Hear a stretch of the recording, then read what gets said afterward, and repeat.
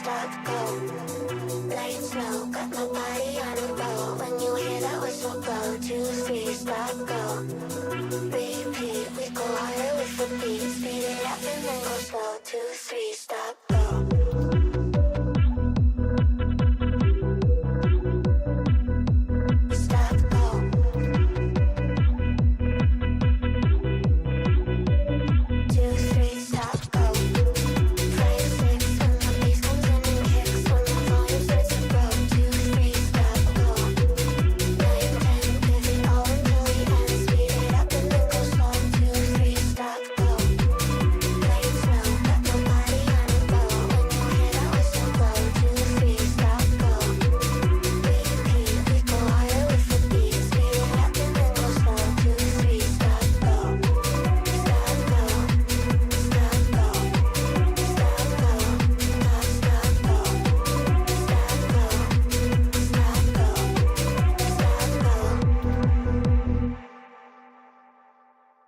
What's up, everybody?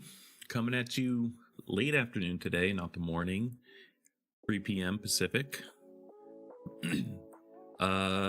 And got another jam-packed news day, especially in the AI world.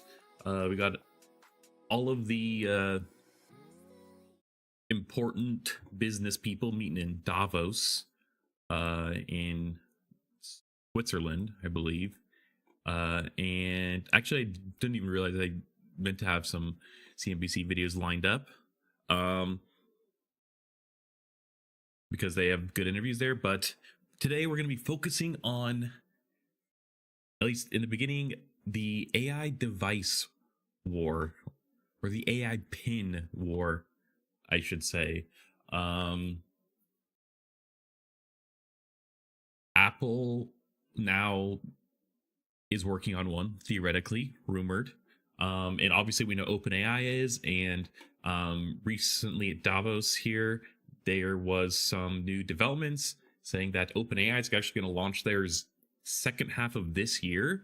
And I believe last stream I talked about how it was actually going to be maybe later, like next year.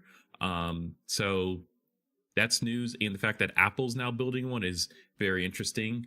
And yeah, let's just jump into it. So the AI device stuff isn't new. There's actually been quite a few AI devices. The one I have in my thumbnail here is the Humane pin, and it's pretty much dead already. And but I guess we'll talk about the form factors and everything. This has been a big one, and actually there's another one that I actually didn't pull up. Friend AI pin, the friend.com one, which is this one kind of made its rounds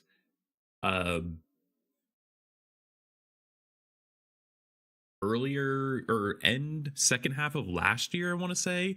They did like a big campaign, ad spend campaign in New York, I believe. Like they like bought like every ad space in the subway or some shit, and then just around other big cities. And again, like arguably just didn't really work. But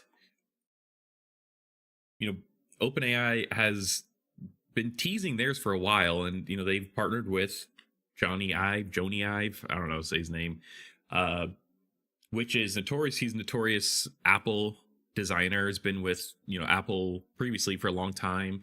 He started his own company like IO, which OpenAI technically like bought, but it was kind of weird like terms of it. Like they got like stock, but like some of the employees came or some didn't, or it was just kind of like weird. But it was mainly that like no one really knew what they're launching. And today, as far as I'm aware, there's rumored from The Information, good tech source, although they are really expensive, so I don't pay for them, but they are reporting that Apple is rumored to be developing a wearable AI pin. And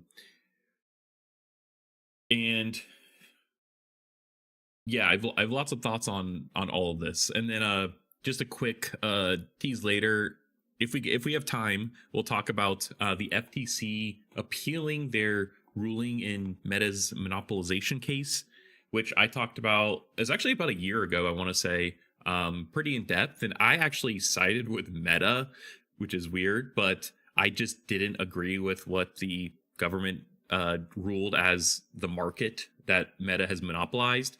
And Meta actually won. They won the case, with hence the FTC appealing here. So if we have time, we'll get into that too. And then just more OpenAI news. They're going to launch ads, and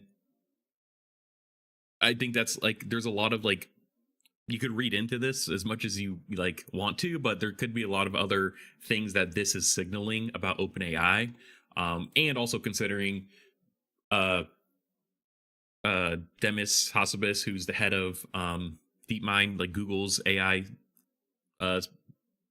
division, Gemini, says that there's no plans for ads in Gemini. And I think this is kind of like a loaded answer in a way, because like it maybe not directly in Gemini like OpenAI is doing, but Google's like their other AI stuff has ads and will have ads. So I think it's like different strategies here, but yeah. All right, let's first cover Apple, and then we'll talk about OpenAI, because this is the new stuff. Actually, what one did I want to? Let's look at this 9 to 5 Mac. There's like a bunch of like 9 to 5 Mac rumors, Apple Insider. There's a lot of only Apple publications. Okay, so initially my thoughts on this are literally last stream, we talked about how Apple's developing smart glasses. So we know that they are in the works of smart glasses. They already have AirPods, which like arguably people could potentially rumor that even OpenAI's might be some sort of like AirPod like AI device, not necessarily like a pin or maybe not a necklace, although I think now we think it's going to be a necklace, but actually I don't want to say that because I don't know. But I guess Apple has a lot of like wearable type of devices already. They have smartwatch, AirPods, earbuds. Obviously the iPhone, which is like, mobile, you bring it about.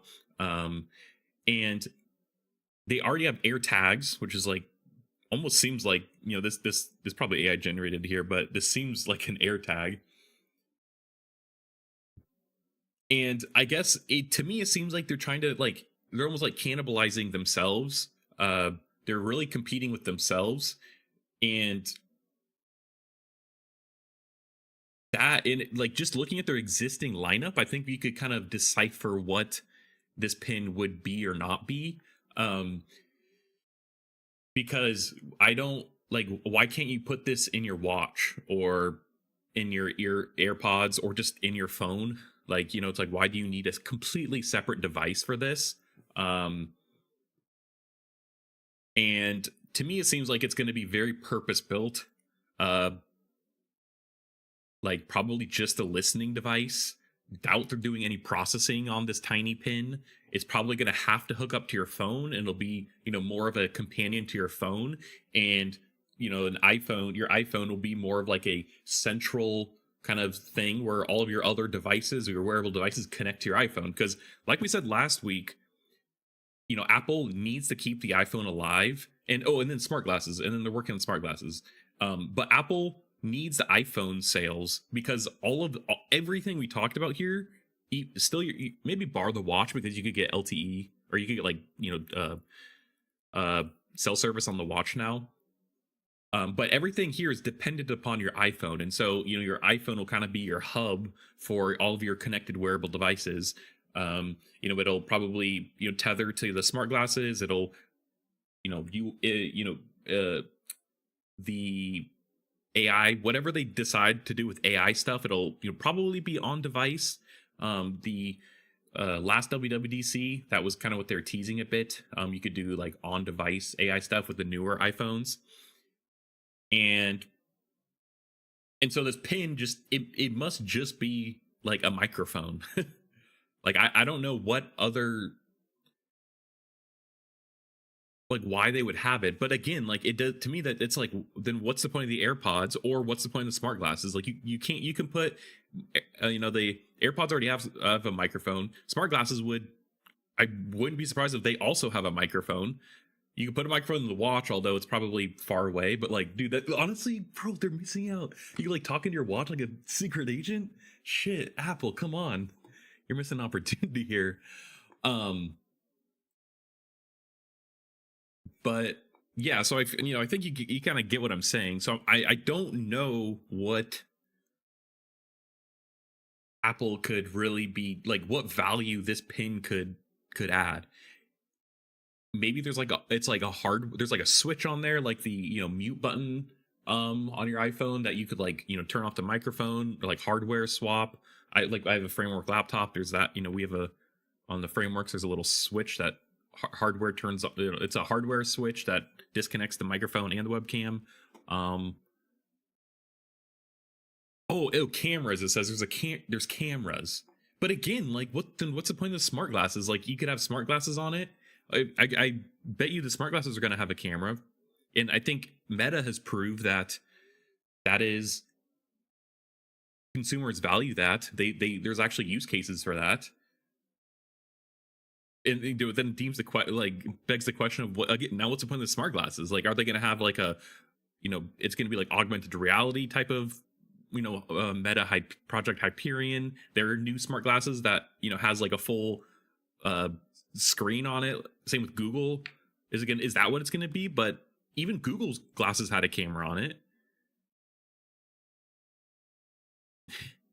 Okay, so I don't know. A new report by the information claims Apple has been developing an AirTag-sized wearable that could be released as early as 2027. Here are the details. And this could also mean that they potentially see OpenAI as a threat, maybe. But again, like OpenAI's device, I imagine will need a phone. We'll look at that after, but yeah, and so it's kind of like I don't exactly know like what value add this would be. According to the report, the wearable features multiple cameras as well as a speaker and microphone, although development is in very early stages and could still be canceled. Okay. Wouldn't be surprised. From the report, Apple's Pin, which is a thin, flat, circular disc with an aluminum and glass shell, features 2 cameras, a standard lens, and a wide-angle lens on its front face, designed to capture photos and video of the user's surroundings, the people said. It also includes 3 microphones to pick up sounds in the area surrounding the person wearing it. It has a speaker, a physical button along one of its edges, and a magnetic inductive charging interface on its back. Great, another device-specific charger Apple has made. You need like 6 cables just to use all of your Apple devices, especially if you don't have a USB-C iPhone. Like, why can't they just use the Apple Watch charger? Charging its back similar to the one used on the Apple Watch. Okay, there you go. The people said Apple's engineers are aiming to make the pin the same size as an AirTag, only slightly thicker. And one of the people said, interesting. No, this is all in the hardware design though. There's not really much about like what it could be. The information also notes that Apple is attempting to speed up development in hopes of competing against OpenAI's first wearable. All right, so yeah, I guess potentially confirmed that they do see OpenAI as a threat. And actually, I think the dynamics here are a little more like interesting because Johnny Ive is working for OpenAI now, who was previously big at Apple, and so I wonder if they have confidence in what he is making, maybe in that they potentially could like take away market share. And that is not immediately clear whether it's a wearable would work in conjunction with other products such as AirPods or Apple's reported upcoming smart glasses. Yeah, exactly. I think that's like important though, because maybe there could be like a fracture in the market in terms of wearables, like as to what consumers value. Because I think the form factor of the glasses, the smart glasses, Meta's confirmed that those are like but consumers want to buy that form factor. And arguably, if the pins have cameras though, I don't understand what the point of the glasses would be then, besides like a HUD type of screen on the lenses.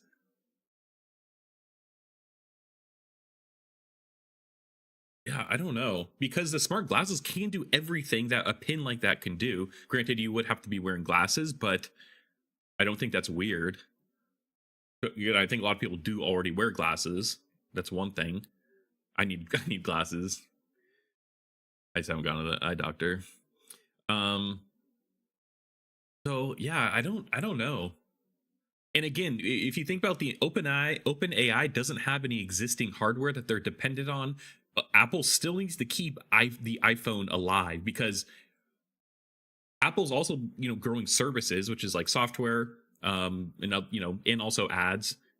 Apple does actually have ads, an ad network, and we reported on stream previously about them increasing and making more of an effort to grow that. And so Apple has like incentives in place in business lines in place that they're incentivized and need to keep like growing, for one. But and OpenAI doesn't have any of that, similar to Meta, which is kind of one of my arguments about why Meta's pushing the smart glasses so hard. But I could see there being a fracture, because Meta has AI stuff built into their smart glasses. You could connect to the Meta AI assistant or whatever they're calling it.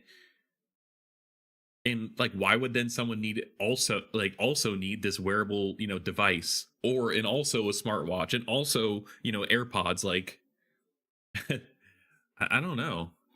And especially, like we don't know what the like economic climate is going to be, in the next few years when these are launched. Like, are consumers willing to dish out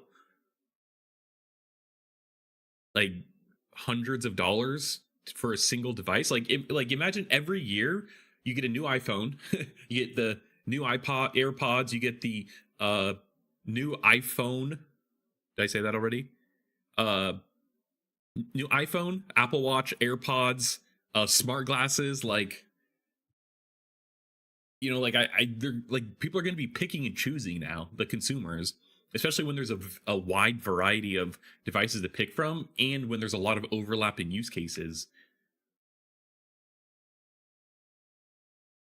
And then there's also the Apple Vision Pro, which we haven't even mentioned, but like that's also another device that arguably I think is going to be sunset in place of smart glasses, unless they could get the price down to like under $1,000. But I doubt that. And I feel like we would have like seen some more developments on like Apple Vision Pro if that was really going to continue to be a business line that they're going to invest in.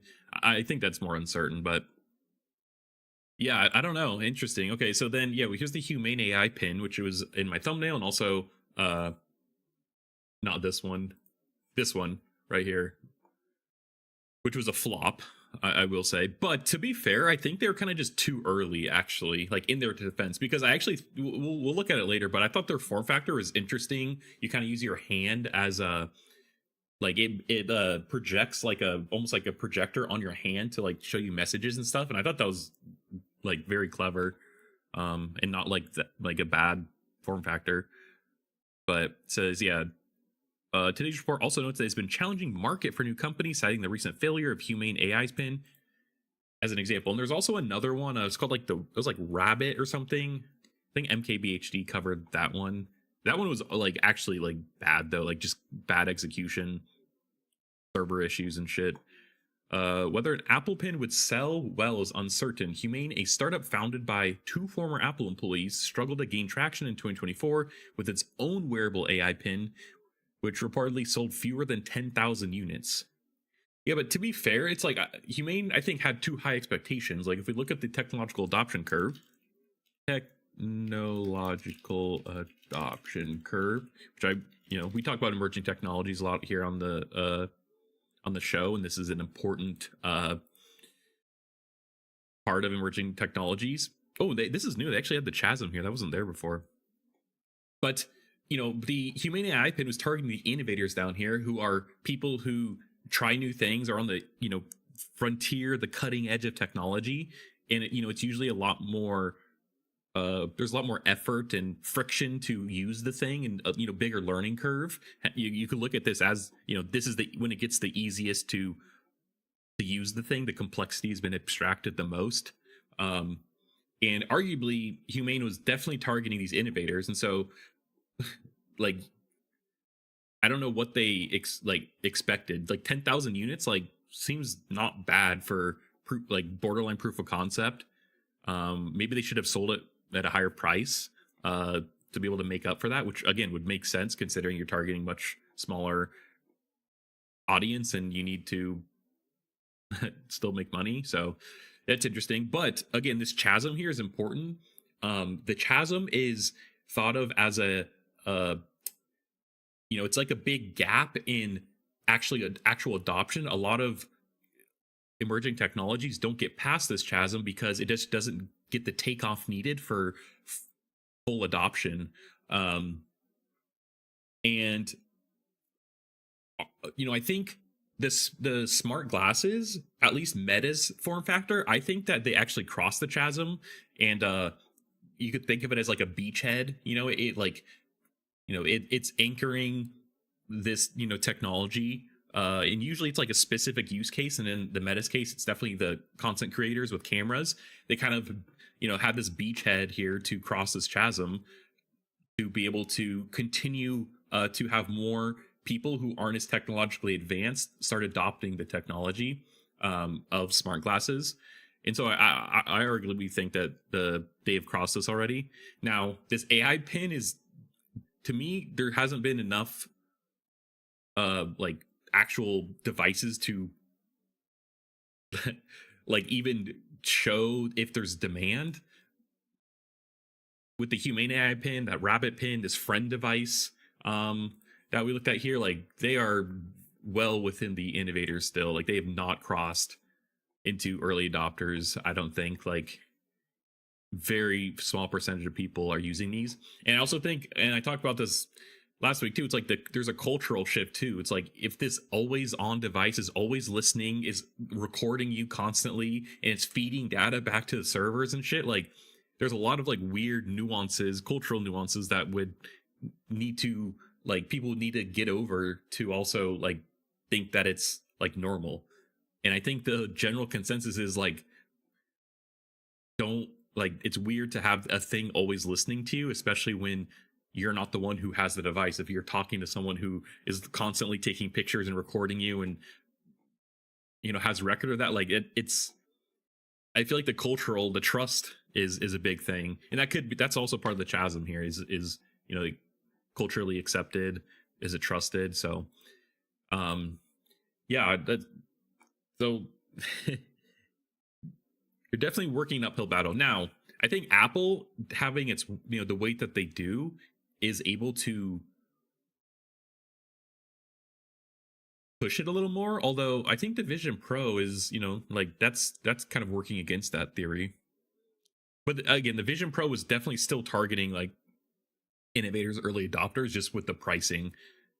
And honestly, Humane AI Pin should have probably done that too. I don't know how much it costs, but says whether an Apple Pen would sell well is uncertain. Humane, a startup founded by two former Apple employees. Wow, I didn't know that actually. Struggled to gain traction in 2024 with its own wearable AI pin, which reportedly sold fewer than 10,000 units. Part of Humane were eventually sold to HP for 116 million. HP, the printer company. Just kidding. But HP, bro, they're like, I consider like HP like boomer tech company at this point, like legacy tech company. But even $116 million dollars is crazy. I wonder if the like employees actually like pocketed anything. Like Humane's pin, which could cast an interface onto a user's palm using a small projector, faced criticism for its slow speed in answering questions and for its poor battery life. And the slow speed for answering questions was similar to the Rabbit pin, or the Rabbit AI device. I'm saying the Rabbit device, but I don't even know if that's called. But I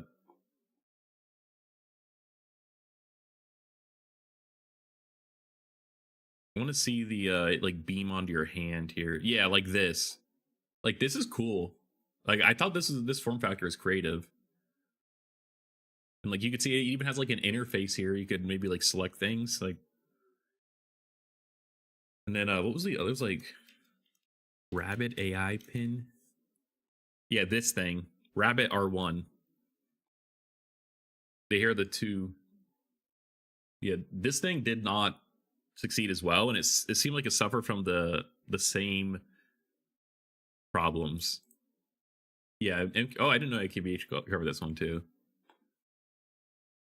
And like, no offense, MKBH, I love his videos and stuff, but I feel like he's kind of like a good, like normie sentiment type of person. MKBHD is like the normie sentiment. LTT is like the gamer sentiment or IT guy sentiment. The report comes as Apple revamps yet again its AI efforts, following years of struggling to deliver on AI promises made during WWC 2024. Yeah, and Google has been picked to power Siri. They're essentially using Gemini behind the scenes to power Siri, which is very interesting. And you know, and Apple and Google have quite a history, and the courts have kind of broken them up in recent times because Google was paying Apple like billions of dollars. I want to say it was like tens of billions of dollars to have Apple, or to have Google be the default search engine on the iPhone, and that has been like said to be illegal. And so it's interesting that now Google is using, Apple's picked Gemini to power Siri behind the scenes, considering that relationship. Um, yeah, as the basis for new Siri, as well as other Apple Intelligence related features. It says finally, the news comes off the heels of Bloomberg's report that Apple claimed that is working on replacing the Siri interface with an actual chatbot experience for iOS 2027. And we're going to look at that now, real quick, just because we're on Apple here. And then we'll jump into OpenAI in their device. Despite Apple having said otherwise, Siri may become a chatbot in iOS 2027. I found the first thing that Siri has actually helped me on or been useful on today, actually, in forever. Like, which my girlfriend's here, but like, I literally shit talk Siri so much because I will ask it basic things, just a simple Google search, like, "Hey Siri, like, who is this person?" And it somehow never understands what I'm saying. It'll search something completely unrelated, or like almost like it's like purposely misinterpreting what I'm saying. I know it's not, but like it's like so bad that it's like I can't even fathom like how it came to that conclusion. Like it's like literally worthless. But I was doing dishes today and I had my headphones in and I didn't want to touch my headphones. My hands were wet and everything. And I was like, "Hey Siri, can you skip this song?" And it skipped the song. I was like, first thing Siri's ever been useful to for me for me. So the one thing, it moving to a chatbot seems dumb. Like, I don't. Yeah, I think Siri is a strong brand name, and I think that's really it. But I think its reputation is maybe bad. And the fact that it's just gonna become a chatbot makes me think it's just now Google, or Gemini's gonna power it. And this may be interesting because I almost think that Apple really sees OpenAI as like a real threat. And like, I don't fully get that because like people still need a phone for one. And like, I feel like a lot of Apple services, ChatGPT or OpenAI, doesn't really compete with Apple. Apple or OpenAI is still dependent on all these device companies to distribute their software. And they're also, and think about browsers like Google Chrome, largest browser. Apple has Safari. Like OpenAI is very dependent on all these companies.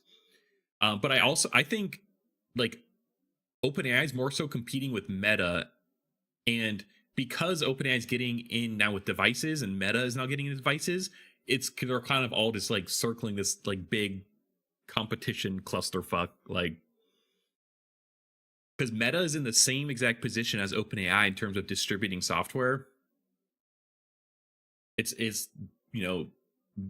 beholden to these device makers, the operating system developers, and the web browser developers, the marketplaces. And OpenAI is in a very similar position to Meta, and just for the fact of they both are. Meta's fallen behind, but on a AI, although I just read that internally Meta has released like high profile AI models, but I don't know what that means, because I thought Llama was like Llama Behemoth and all the whatever, their new Llama line was a flop. But yeah, so this is interesting. It's going to be a chatbot. Yeah, new rumors suggest that it's exactly Apple's plan with the new Gemini training assistant. Shortly after reports that Apple was training 2 AI chatbots internally. Oh, so it was doing its own personally. But then, like, what's even the point of using Gemini?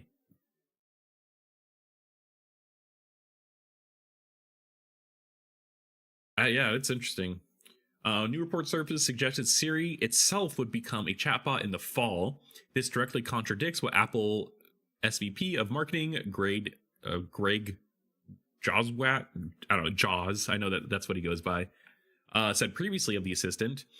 According to the alleged leaks from Bloomberg, Apple will develop Siri into a full chatbot interface to compete with ChatGPT.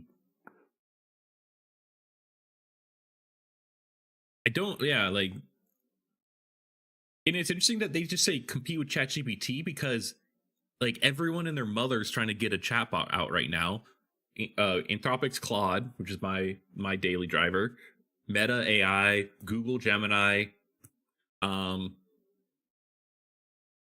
I guess Mistral, but like I don't even know what's going on with Mistral. But like all the big guys, the big competitors, it's like Apple maybe just should stay as a platform maker or a marketplace.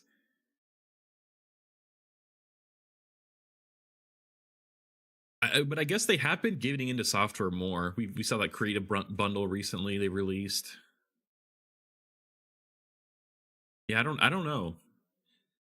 And I'm curious how this will play out with Tim Cook still a CEO, because again, like, and Tim Cook is like the supply chain god, like that's his like bread and butter. Like, can he execute on software as well? To me, it seems like it's been proven that he hasn't been able to, with all the Apple Intelligence stuff, and with fucking liquid glass, because I think it's, unless you're a design bro, like, or you just don't care, like most people hate it, I think, more than like it. And even uh like my girlfriend recently, her phone was like auto upgraded to it, but it changed the positioning of and like settings of a lot of things, and like that is like a big change. Like if my grandma, like, I'm surprised my grandma actually hasn't called me trying to help her with her phone, but honestly she has an older iPhone, so it probably hasn't updated. But this is like, Apple's generally thought of as like very accessible, it's easy to use, and liquid glass maybe is not that. Anyways, I guess my point is, I'm just illustrating, maybe Tim Cook isn't good at executing software, and they should just, so as long as he's CEO, they should just stick with being a platform and device maker. Like the services have just grown steadily, but nothing crazy. While Apple's testing this chatbot via a separate Siri app internally, codenamed Campos, it's not going to release its app to customers. As Jaws said previously, what makes something a chatbot is standalone app experience, which Siri is not. Instead, the users will continue to summon and interact with Siri in the same way they always do. This feature set is allegedly Apple's main focus for the fall software release, so users should expect a little else otherwise. Interesting. Maybe not a chatbot. Implication of being a chatbot is expanded functionally and maintain memory between conversations. Apple not providing users a central location to interface with Siri beyond summoning. It means it isn't quite the full chatbot experience, regardless of what this report says.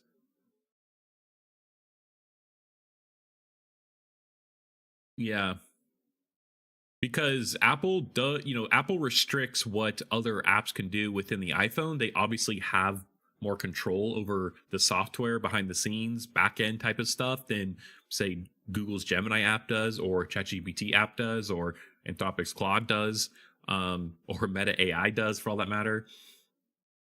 And so they can't do more with it.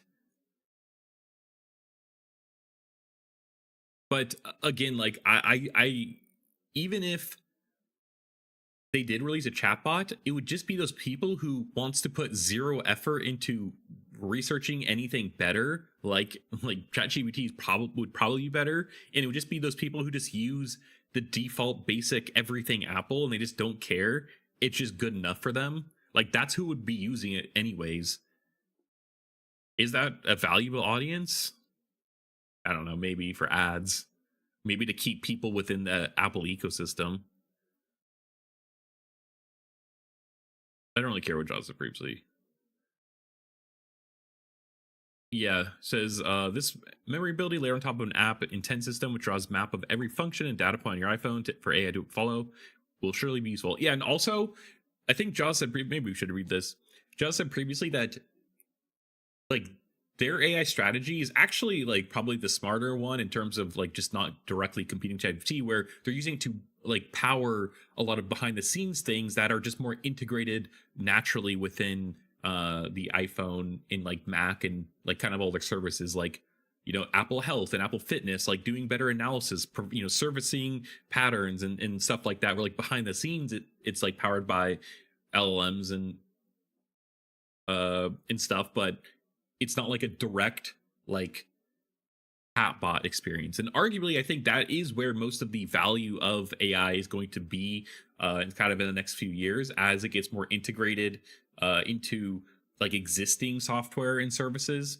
Meta has notoriously, they actually did that way back. I say way back, it's probably like 6 months to a year.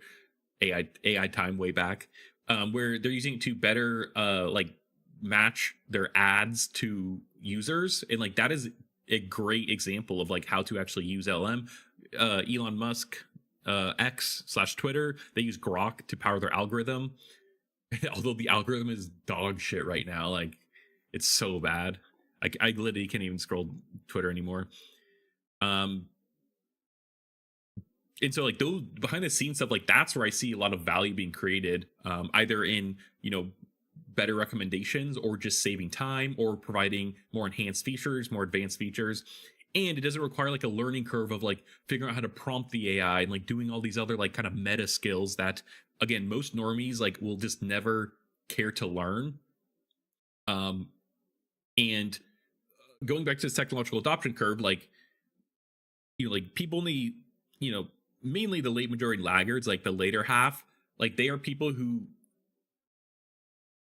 just they don't like emerging tech, they don't like technology, or they don't like trying new things, or they just want it to be the easiest and most convenient way possible. And I also think that there's like a complexity curve here, some like that's maybe it's like an S or something, that it gets a lot of the complexity gets abstracted over time. And I think that also has to do with just the kind of types of people that adopt it like throughout like a technology. Like my grandma's like a laggard here. Like she'll only do it if she's forced. And only if it's she can understand it and make it very easy to understand. And I think there a lot of the complexity has to be abstracted away behind the scenes. It just has to be very convenient to use. And I think that there's something in that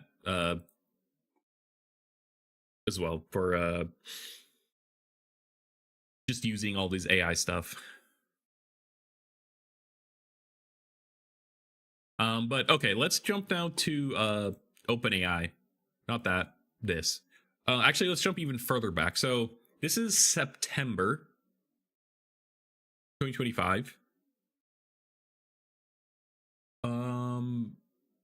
Actually, I have quite a lot of OpenAI stuff. Yeah, this is September 2025. OpenAI might be developing a smart speaker, smart glasses, voice recorder, and pin.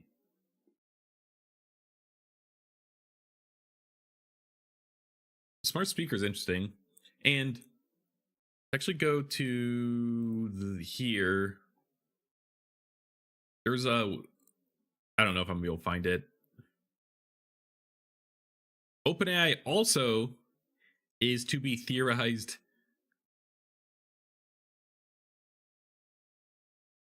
Oh no, yeah, that's one thing.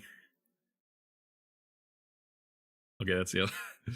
Theorized. Where is it? Where is it? Where is it?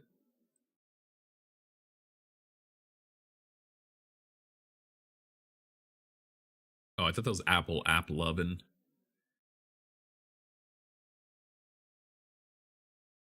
OpenAI is also theorized to, yeah, they actually reach money, be looking at like humanoid robots and stuff too. And it's kind of like makeup. I think they need to. They're spreading like themselves thin. They're going very wide, and like they have to just I think because of they need to focus on like high growth, but they're kind of like they're not good at anything, like they're, and I think that's like Discord is a good example, I feel like, where they focus just on like they slowly started to replace like Skype, but they're just a good communication software. And then arguably they tried to make like a game store and do all this stuff that like they're like just not good at. There's a name, there's like a model or something for this. I can't think of it. But I just think OpenAI is spreading themselves thin. They're trying to get into everything when they should just maybe focus on what they're good at right now. Whoops, what did I just close? Oh yeah, I'll keep that open. So let's just re-look at this and then kind of look back about what it was previously reported, and then we'll look at this is recent within the last 2 days of what they are now reporting. One of the mysterious AI devices that OpenAI is considering developing with Apple's former chief design officer Johnny Ive resembles a smart speaker without displays, the information reports. The information also reported on the Apple device here. So people with direct knowledge of the matter told the publication that OpenAI has already secured a contract with Luxshare and has also approached Gortex. What is Gortex? Chinese electronics manufacturer. Wonder what they've made, actually. That's interesting. We'll let that load because it's we're accessing China's firewall, or going through China's firewall. Takes a second. 2 Apple product assemblers. Oh, okay, that answers my question. To supply components like speakers, modules, and its future lineup of AI gadgets. And I wonder if that's still the case with tariffs and everything, because like Apple seemed to be like jumping ship. Interesting, yeah. So I mean, it's aligning very closely now. AirPods, earbuds type of device, smart glasses. Oh, Vietnam. Okay, then yeah. Actually, I feel like we've looked at these guys on stream before. They're looking really familiar. Let's look at their products though. Oh yeah, they're definitely all like huge in wearables. Seems like wearable, viewable, hearable. Oh wait, there's one more. Home. So I mean, these guys would be the perfect. They seem to be fitting everything that they said they're going to make. And I wonder, do they make their own like chips? Supply components like speaker modules for future lineup of AI gadgets. OpenAI has also considered building glasses, a digital voice recorder, and a wearable pin, according to sources speaking to the information. With the first products being targeted for release in late 2026 or early 2027. Yeah, so it's confirmed late 2026 though now. In May, OpenAI CEO Sam Altman said that he envisioned a family of devices being born from the partnership with Ivy, the first of which was described as being a pocket-sized, contextually aware, and screen-free. These all check the boxes of exactly what Apple's going for as well, notably.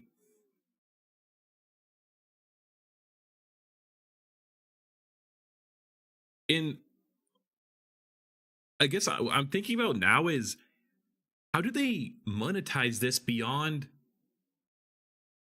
making the money of the device, or making money selling the device?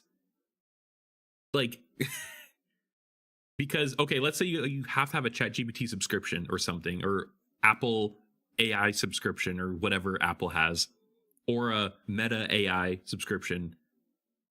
Like, how do they monetize this? Like, are there like is like there's gonna be like ads intertwined within the, well, I guess they don't have like a, no, it said a speaker, right? I suppose a pocket size can wear screen free. Yeah, how do they make money with this?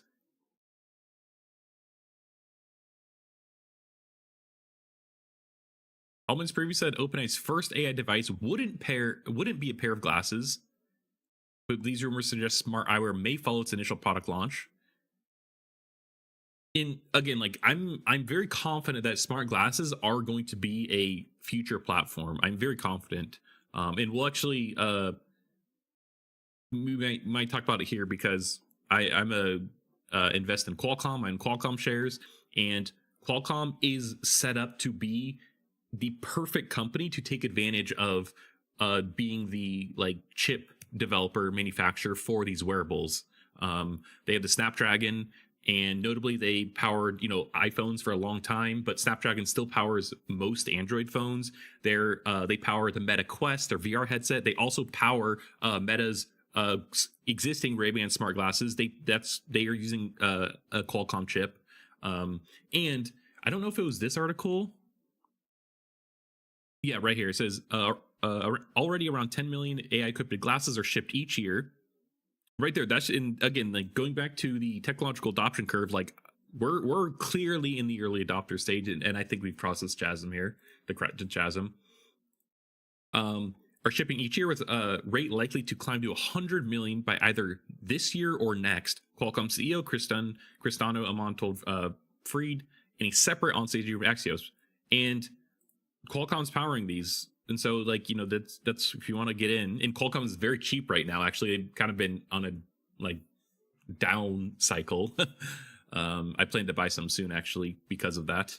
I'm actually break even with Qualcomm. I bought about a year ago, and it's been a rough time, mainly because they lost a few Apple contracts that were huge, like their modems. Apple's obviously making all of their stuff in house now, and so I don't expect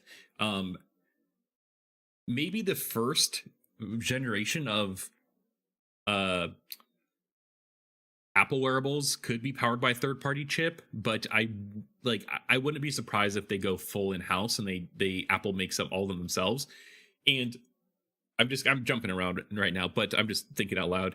And also, like, in TSMC, the capacity is there's high competition for the TSMC capacity, and like if all these companies want to make their own chips, like, you know, there's going to be a selection process of like who gets what kind of capacity, and I guess it's going to intensify the competition. And TSMC is not growing fast enough. Like their Arizona fabs are not being set up fast enough to like take in all of this demand, you know. And now with DRAM, you know, and all the other components, so like there's a lot up in the air for this. Anyways, oh, this is another one.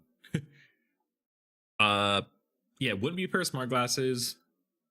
Following so probably an AI pin would be a surprising addition, given Ivy wasn't keen to develop a body wearable and has slammed the Humane AI pin. And again, that makes me think that it's like a AirPod device. I feel like maybe that, like, there's other rumors of that. Oh yeah, right here, yeah. Development reports suggest that Altman and Ivy have considered developing an in-ear device, which notably absent in rumor in the upcoming product line. Okay, so maybe not. And that would make sense why Apple would want to create their own device. Well, I mean, because this could potentially be competing with AirPods, which is a pretty good, like, like product line. Sorry, for Apple. Like that's a one. I would say it's probably second behind their iPhone, if I just had to guess. Sources say the chip maker has started tapping into Apple's supply chain network in China to help produce these devices. And again, like that's similar to how the capacity with TSMC. Like I imagine, you know, these devices are very tiny and they're probably very complex, like very packed. You know, like PCBs, like circuit boards and everything. Like you probably like I don't know like how many companies there are that could make like advanced, very dense, like type of electronics. Like actually when I previous college I went to, they actually had one of the Apple engineers. He was like president of hardware engineering, and he actually gave a talk and talked about he worked on the AirPods and like the complexity and like the of just getting the AirPods that tight. Like it is kind of crazy. Like it's definitely a feat of engineering. Like it's impressive. And so like I can't imagine like many places can replicate that, especially at scale and with high quality and reliability. And it seems like this Goertek is the people to go to. Like they have you know, all of their, it seems like that's what they're built, you know, they're specialized in. Although actually I shouldn't, there are many other AirPod replacements now, I feel like. So maybe it's not fair. I have the nothing here, and you can actually, it's transparent and you could see inside of it. I don't know if it could focus, but you know, you could see just like how tiny all those components are inside of there. Oh. And which again makes me think that you're gonna have to pair it to your phone. Like there's no way you could put some sort of chip in here that could run in like a AI model, especially one that would be actually useful. Like it'd have to be a tiny parameter model, unless by the time this comes out, we're able to, we could like quantize them down enough, shrink them down enough. I don't know. And again, this is old. This is September, but we're just kind of we're taking a time looking at the timeline. Yeah, GoDirect assembles AirPods, HomePods, and Apple Watches. Apple reportedly canceled a meeting with manufacturing and supply chain teams in China last month over concerns it would keep executives away from the company's U.S. headquarters at a time when they were needed to prevent defections to OpenAI, according to the information, citing an unnamed person who was informed of the decision. Oh, wait. Last month over concerns it would keep. Interesting. Wait, Apple reportedly canceled a meeting with manufacturing and supply chain teams in China last month over concerns it would keep executives away from the company's U.S. headquarters. Wait, I don't really get this.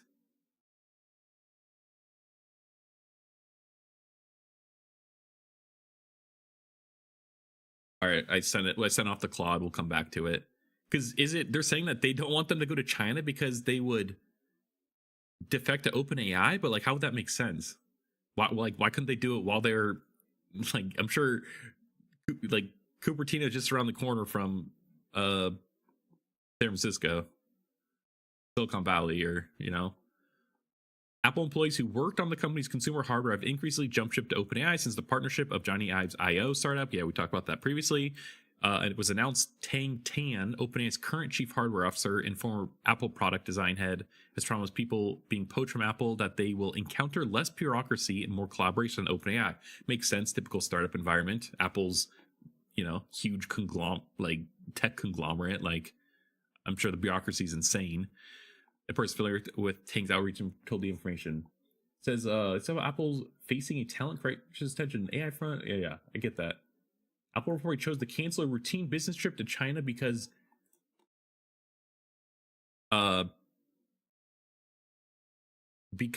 they needed their executives physically present at headquarters for a key aim. Like, that's crazy. Like, what? Oh, I see. Because they needed the leadership there to convince like other Apple employees probably to not jump ship to OpenAI. So like when the leadership goes, and then I'm sure like everyone quits because it's like they don't have to, I see.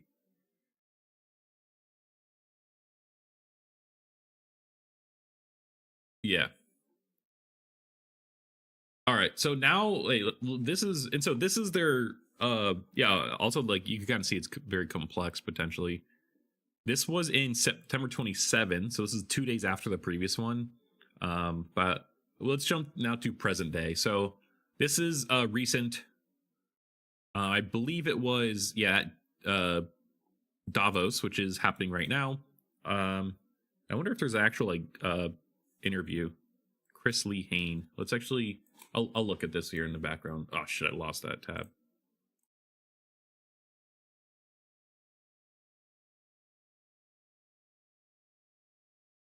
We have. I've been watching a lot of Dario Mode interviews recently at Oh yeah. Oh, it's like a 20-minute interview.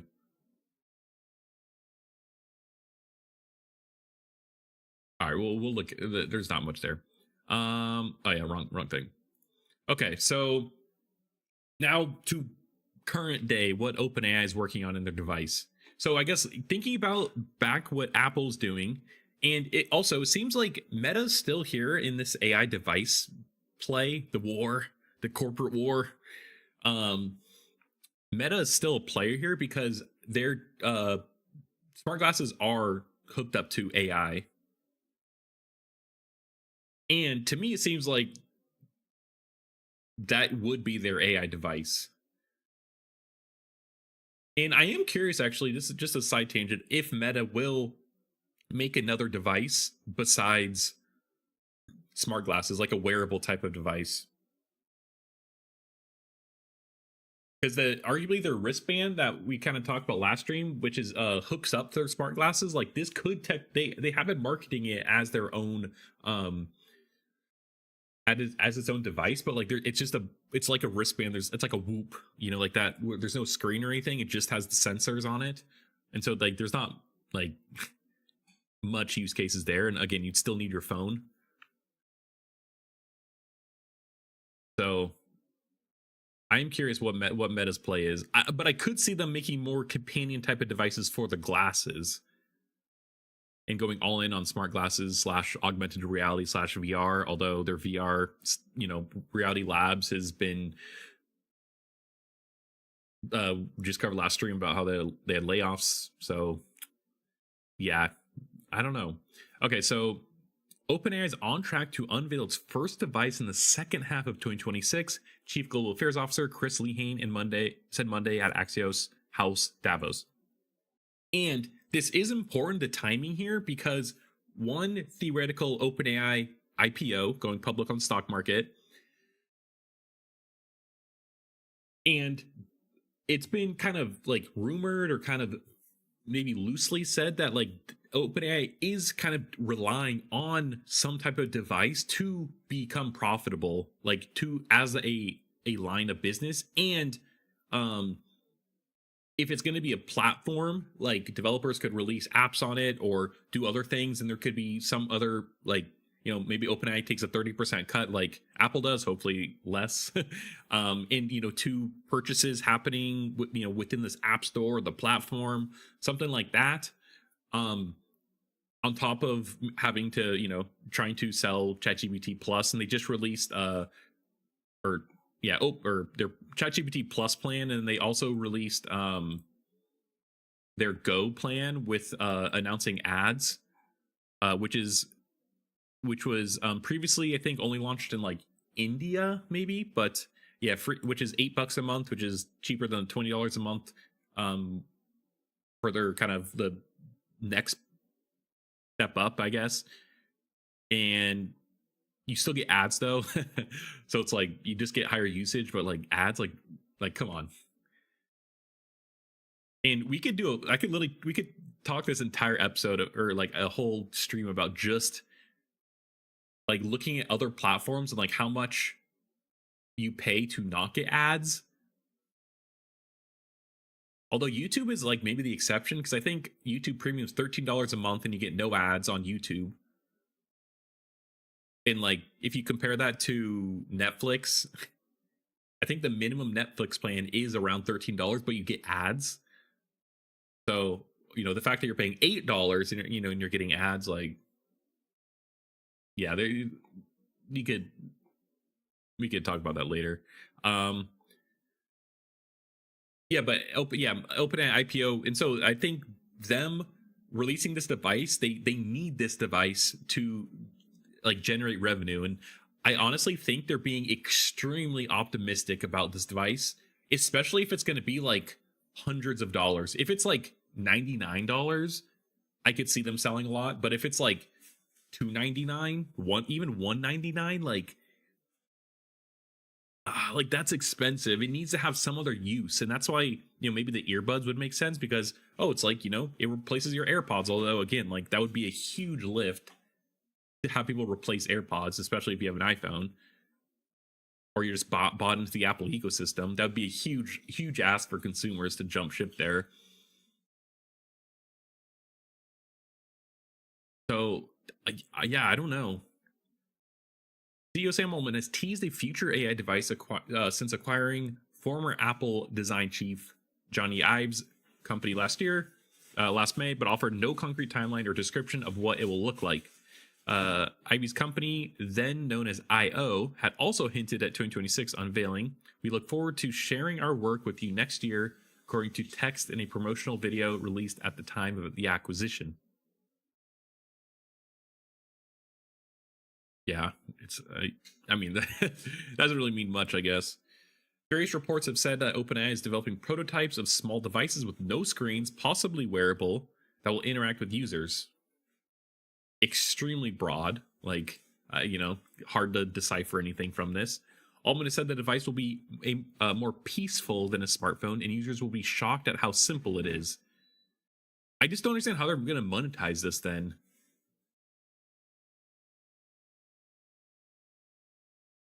and what value it will bring over wearing like an AirPods or just having your iPhone.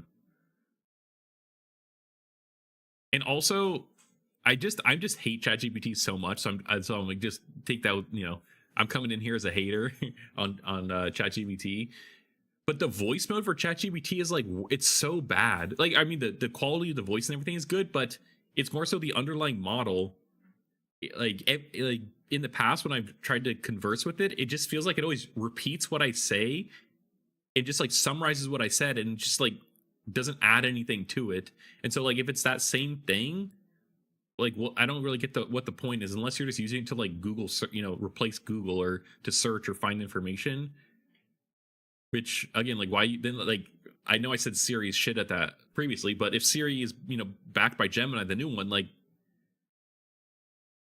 yeah, what's the point?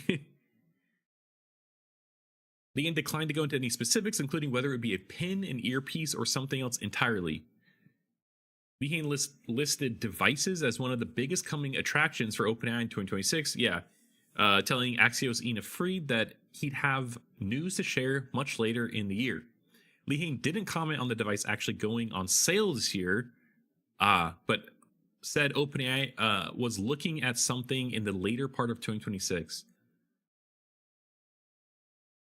It's going to be like they announce it like in second half of 2026, but it doesn't come out for like a year. But guarantee you they'll have pre-orders. And I bet you the pre-order, it's going to be like $5 or something. I bet you they're going to have pre-orders and it'll be open later, second half of this year. Because OpenAI needs money, hence them putting in ads all of a sudden and like making that. Like if AGI or super intelligence is right around the corner, then like they wouldn't be looking for sustainable monetization options immediately, because if AGI was here, then it would just solve all the skeptics questions and answer all those questions, like, because it could do everything a human can do. It could generalize and so I think that we're in a much longer timeline, and I've always thought that, though. I still think like it's at least 2030 plus. There's real constraints there. 2035 maybe. As soon as we get the power issue solved, then I think we'll be on our way. And the other existing supply chain bottlenecks, DRAM now, just having enough capacity at TSMC. How big will TSMC be by then? Will any other competitor to NVIDIA have better, more efficient chips? Will there be better processes? Will we do any R&D in making those chips? Those are all questions I feel like we need answered before we got a good AGI timeline. He added that while that was the most likely timeline, we will see how things advance. And again, I think also the economic climate. Like if we go into like a recession in the next few years, which, I mean, I'm not saying I don't want that, but I could see that. Then obviously spending habits will change. I guarantee you we won't be dishing out $1 trillion on AI. Although maybe the opposite. Maybe people will see that as a solution to making up, but we need to figure out wealth distribution in that case too. So, while early AI gadgets such as the Humane AI pin were largely flops, 2026 is expected to see a arrival of many fresh efforts at the concept. Already around 10 million AI-equipped glasses are shipped each year, with more than likely to climb to 100 million by either this year or next. Qualcomm CEO Cristiano Amon told Fried in a separate on-stage interview at Axios House. He said AI devices will take many forms, including earbuds with cameras and jewelry. This is interesting. Like, imagine, I guess the Aura Ring. That's a good example. Imagine throwing a microphone in the Aura Ring. You'll be like fucking Dr. Evil. You're like, ChatGPT. It'd be so funny. Get your pinky ring that's your AI device, so you could talk like this, just like Dr. Evil.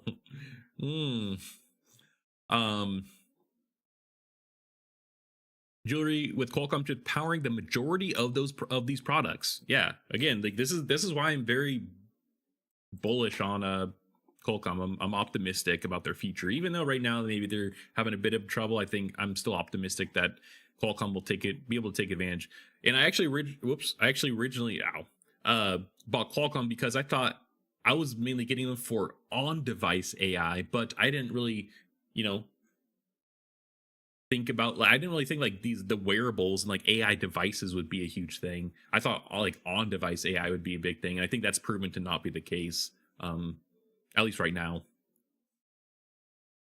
But AI-enabled glasses are likely to be the largest category by volume. Yep, and again, like this is why like Meta's being positioned well, and why every big tech company is working on smart glasses. It seems to be a proven form factor that like consumers are willing to wear.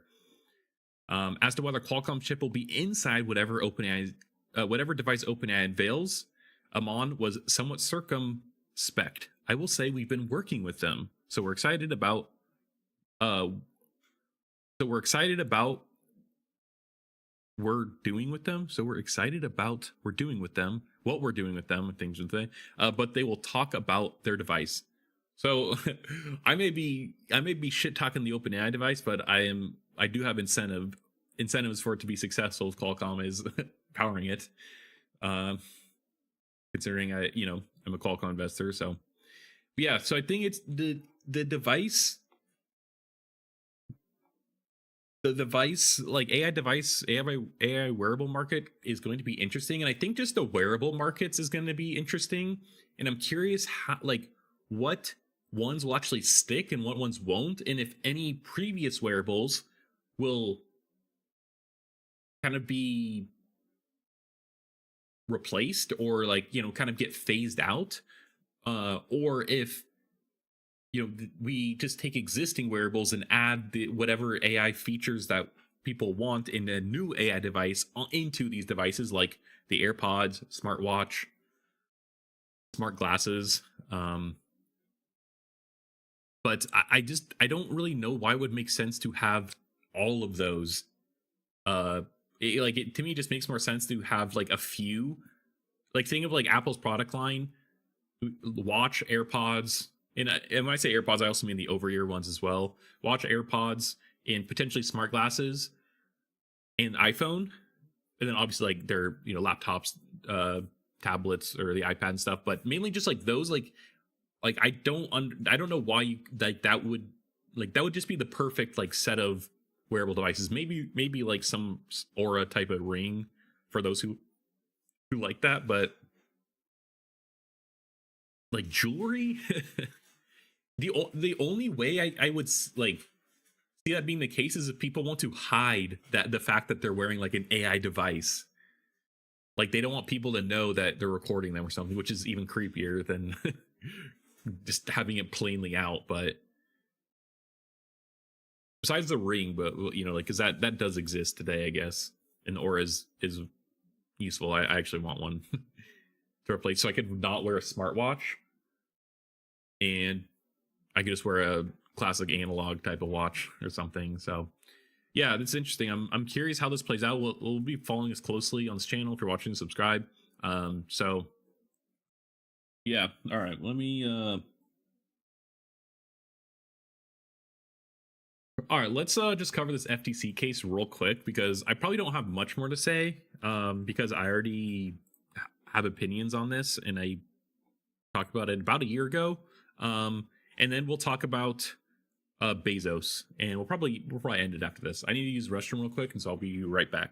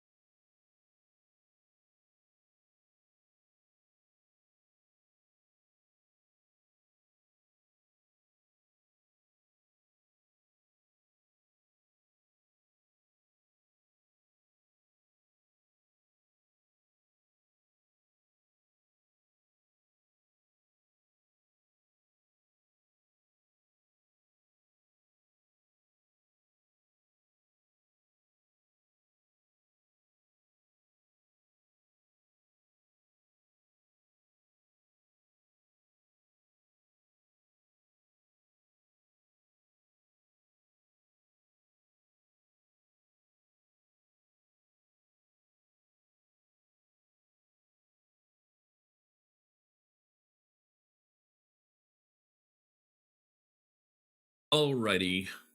Okay, so back, yeah, November 25 ruling, but the case goes a little back further than that. The FTC sued Meta, saying that they had a monopoly with Instagram. Okay, wait, let me reread it, because um the whole timeline like made zero sense. Yeah, okay, so still feeling uneasy about Meta's acquisition of Instagram in 2012 and WhatsApp in 2014. The Federal Trade Commission will be appealing a November ruling that cleared Meta of allegations that it holds an illegal monopoly in a market dubbed personal social networking. Yeah, and literally they were saying that when they acquired Instagram in 2012, that it was to stifle competition, and that it like they Meta then obviously put ads in it because Meta is an ad company, similar to Google, but Google's diversifying a little more nowadays. But they were saying that like they took advantage of that, and that if Instagram wasn't acquired by Meta, that or Facebook at the time, that they wouldn't have gone down the ads route, and that the personal social networking market that they defined didn't include YouTube, or it didn't include TikTok. The market definition was completely like messed up, I guess. It didn't make sense at all. And just based off of those grounds of the market definition, I said that it was like, this is like, it makes no sense. Like, I don't know why they would like think that would be the case. And that was the case. The courts agreed, and Meta didn't win. It seems like now they're appealing. Says the FTC hopes the U.S. Court of Appeals for the District of Columbia will agree that robust evidence at trial showed that Meta's acquisitions were improper. And it's like, why are we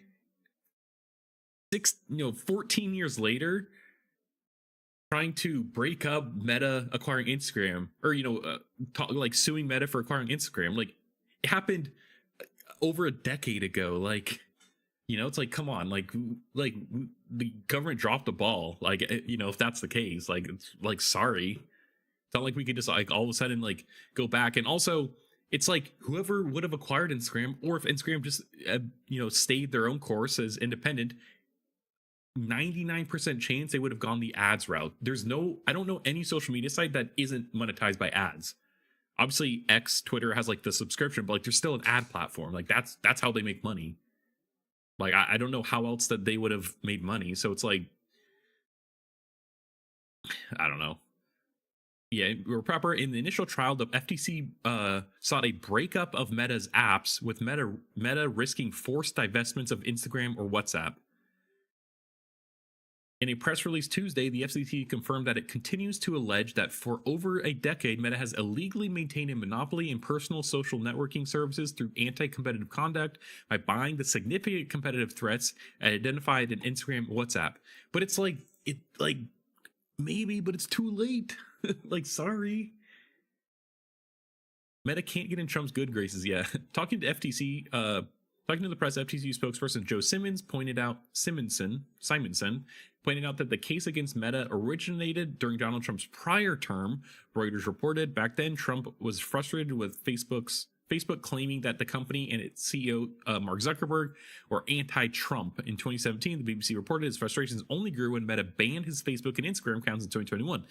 And Zuck has since, right here, it says, ahead of Trump's second term, Zuckerberg has attempted to improve relationships with Trump, donating $1 million to Trump's inauguration fund, in a move the BBC reported was intended to repair his firm's relationship with Trump 100%. And it wasn't just Zuckerberg; it was all of the big tech heads, and we saw that at Trump's inauguration, where they're just plainly just out there sitting, all invited, all the tech bros, Bezos, Sundar Pichai.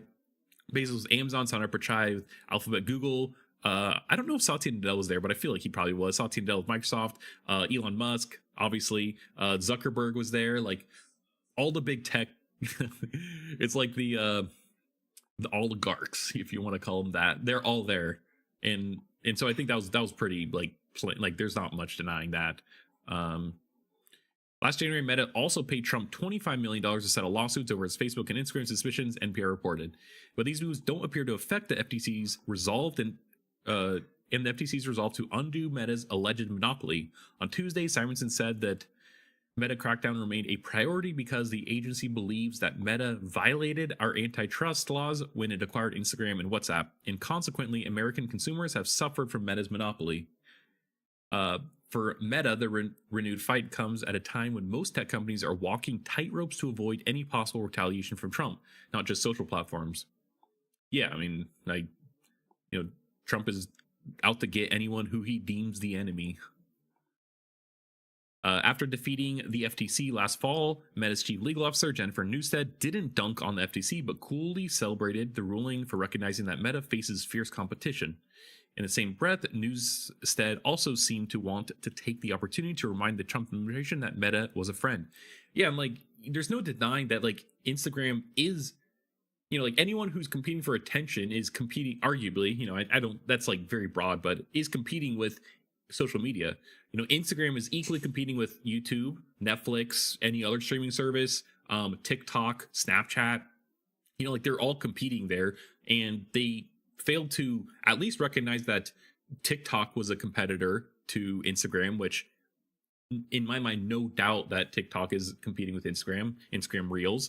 Snapchat competes. Snapchat, I don't know if they have, like, no, I think they do have, like, short form type of scrolling content. YouTube Shorts, obviously, like, they're all competing with each other, and that was not mentioned.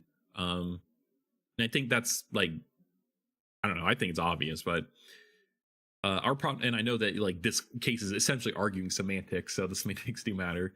Our products are beneficial for people and businesses and exemplify American innovation and economic growth. Okay, beneficial for people, like, definitely beneficial for businesses, but there's definitely I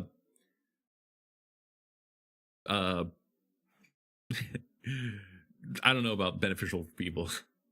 And I think there are all kinds of studies nowadays. We look forward to continuing to partner with the administration and invest in America. Similarly, this week, Meta has offered a rather neutral response to the FTC's announcement, asking for comment on the FTC's decision to appeal. Meta spokesperson simply told Ars that James Boasberg, and Boasberg is the U.S. District Judge, who he's done a lot of the tech companies cases. I think he did the Apple one against Epic Games. Maybe not, but maybe he was, like, on the appeals court there, and he also did another Apple case.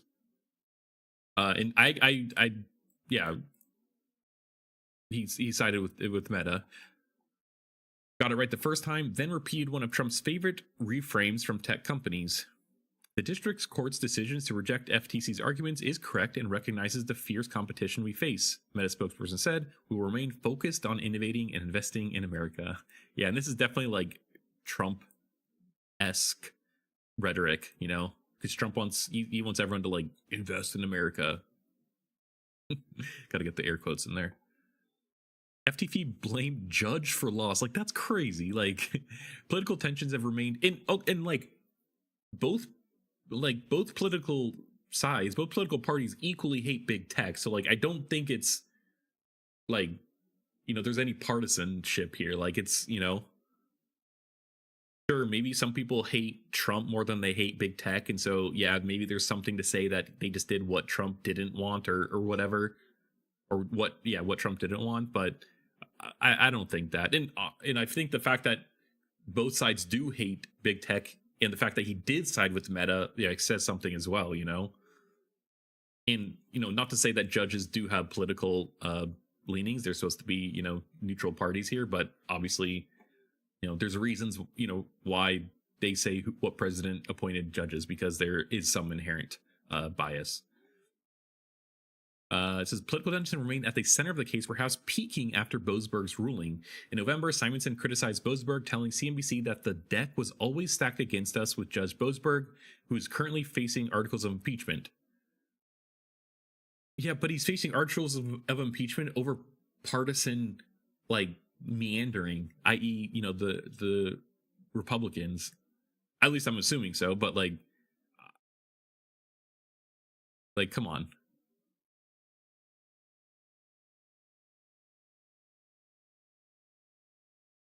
Um,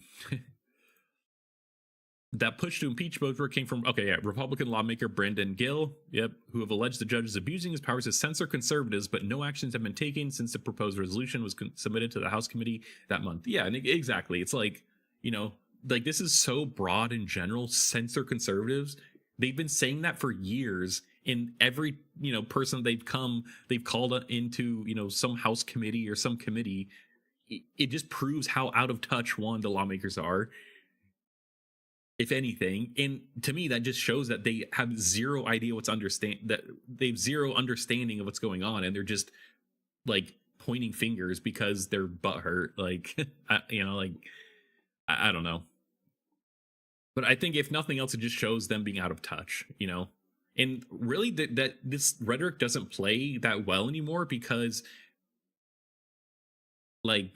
of what Zuck is doing for Trump, and because of how Elon bought Twitter, and because of all these tech companies are now just their spines coming out their ass, essentially they're losing their spine and they're just flip-flopping to whatever political party's popular. So I think there's also that to say as well. Republicans, including Trump's Attorney General Pam Bondi, have complained that Boasberg is a rogue partisan judge. And again, these are all coming from Trump loyalists in a way. So, I would just take that with a grain of salt. But Boasberg so far has withstood their attacks while continuing to settle cases. Trump's Truth Social tirades against the judge required a long fact-checking piece from PBS.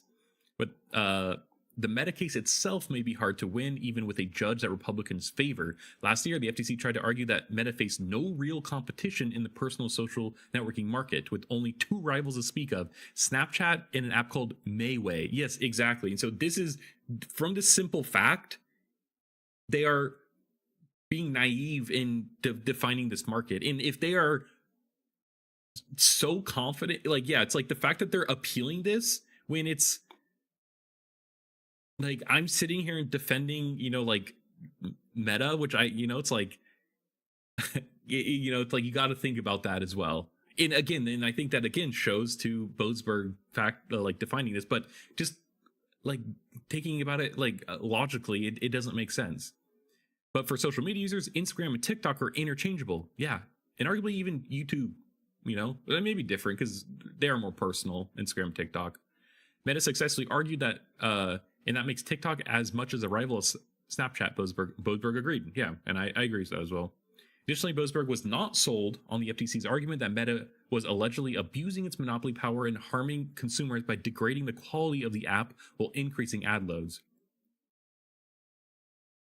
Yeah, and again, I'm sure you could look at ads per post or some type of ratio to how many ads are shown versus how much time a user spends on the site or how many posts they scroll through or something. And it's probably very similar across the board. I wouldn't be surprised if Meta is a little higher, but I think that's, again, it's hard to argue. It's very just broad of trying to say that they are degrading the quality of the app. What is that? How do you define that? And the fact that they didn't define the market properly, again, just it's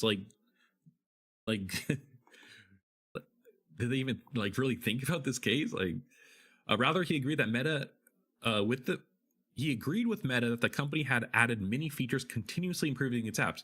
And I do think that it is just them competing. They added reels, they added stories. They're competing with all these other social media sites. Definitely Snapchat with the stories. Arguably, they just ripped it from Snapchat. But if that's what they define as degrading the quality of the app, it to me it just seems like it's competition. Yeah, I don't know. Further, social media has changed so much since the days of Facebook competing for user engagement with Instagram that Boasberg emphasized that the court finds it impossible to believe that consumers would prefer the versions of Instagram and Facebook that existed a decade ago to a version that exists today. And yeah, and the time is also not on the FTC side when suing this, because they're stating things that happened literally, decade and a half ago. As the FTC revives the case, a new judge will weigh Meta arguments, the general thrust of which is that social networking has said, as it was known in the early days of Facebook, is dead, making the FTC's case moot. Yeah, it's unclear whether the different judge will see Meta as a monopolist or if Boasberg was right to conclude that the days of grouping apps into separate markets of social networking and social media are over. Yeah. I mean, because again, like, and I go back to just the general currency that all of these apps value, and that is attention. And like many places are competing for your attention outside of just pure social media apps. I'm curious though if they say anything in here that's different. And I wonder what the, like, I think you have to put this in front of like a grand jury, then they have to agree or something, because I wouldn't even be surprised if this doesn't go to a full trial. Yeah, robust evidence trial said that over a decade, Meta has legally maintained a monopoly for social networking services through anti-competitive conduct by buying up significant competitive threats, and identifying Instagram and WhatsApp. And like Meta hasn't bought like a social media site, I think, since WhatsApp, which is 2016. I think they said 2014. So it's like, okay, like, but what have they done in the past 12 years? I spit on my screen. U.S. economy thrives when competition can flourish and U.S. businesses compete fairly against one another. And I do feel like that there is healthy competition. The fact that TikTok came out of nowhere and started, competing with Meta, I think, really shows that, like, you can, there is competition. The fact that Meta is adapting all of these other features from other social media sites, again, shows that, like, they're genuinely trying to compete. Yet Meta has maintained a dominant position and record profits for well over a decade, not through legitimate competition, but by buying its most significant competitive threats. The Trump-Vance FTC will continue fighting its historic case against Meta and ensure competitive can thrive across the country, benefit all American U.S. businesses. And also, if they force WhatsApp or Instagram to be their own company, it's gonna significantly worsen both of those apps. Like, I don't, because actually, I might even argue that they're going to have to put more ads within those, because, Meta could foot the bill. They have, the economies of scale being, optimizing and, optimization to be able to do what they do. If Instagram is, sold off, one, they either sold off to another competitor, which I don't know what that would solve. And two, if they have to go independent, they're going to have to increase the amount of ads, if anything, because they need to, like, you're not going to have the economies of scale they had before. And I actually wonder if Meta values Instagram more than Facebook. I feel like nowadays Instagram is way more valuable than Facebook, because I feel like Instagram's like culture and like things are set on Instagram, and like that's valuable. I feel like Facebook is just like, there's very specific demographics nowadays that use Facebook. Maybe like a lot of people in the Midwest, maybe like overseas, like developing countries, boomers. I know like the military, a lot of people in the military use it. So like, I don't know. FTC will never demand money, make threats, or transfer you money, or promise you a prize. Yeah, so I'm curious how this plays out. We'll follow it here, but I don't think they're going to be much for a while. Like, these cases take a long time to play out. Okay, let's talk about this here, and we'll probably end it here. We're not going to get to Ubisoft, but next stream, sometime next week. But I just wanted to call out this. So Jeff Bezos, founder of Amazon, obviously, and now founder Blue Origin, and Blue Origin being a space company similar to that of SpaceX, arguably one of, like, more similar to SpaceX than most other companies, just because of the types of services they provide. Their medium lift rocket, New Glenn, which is a direct competitor to Falcon 9, as opposed to Rocket Lab, who I'm invested in. They have smaller rockets. They have a smaller rocket Neutron in their, or no, sorry, Electron, and they're building a medium lift rocket Neutron, but it still isn't as can't carry as much weight as something like New Glenn, Blue Origin's New Glenn, or Falcon 9. Which could carry more. And obviously then there's Starship, but Starship is like I would consider like a heavy lift. That's like one step up. And I think Blue Origin is working on one, because they have like, they announced a lot of things like a long time ago actually, and I think it's more similar to Falcon Heavy than it is maybe Starship. I think Starship is in a category of its own. They're like super heavy, you know.